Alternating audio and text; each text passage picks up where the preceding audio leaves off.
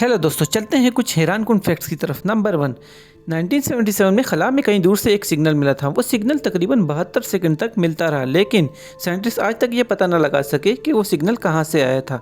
Number 2, 1962 में America ने space में एक हाइड्रोजन बॉम्ब फोड़ा था। इस बॉम्ब की पावर हिरोशिमा पर गिराए गए बॉम्ब से 100 गुना ज़्यादा थी। आप बस अंदाज़ा लगाएं कि वो किस कदर ख़तरनाक बॉम्ब था।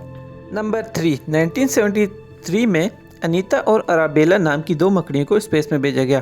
दोनों की मौत कुछ दिन बाद स्पेस स्टेशन में हो गई।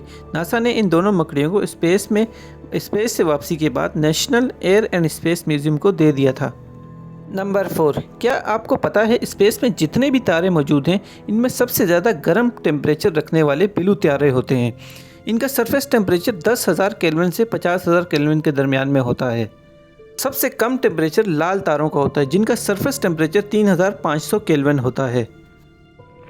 नंबर 5, क्या आपको पता है कि मिल्की वे गैलेक्सी इतनी बड़ी है जिसमें तकरीबन 400 अरब तारे मौजूद हो सकते हैं और करीबन 1 से 10 खरब सितारे मौजूद हो सकते हैं।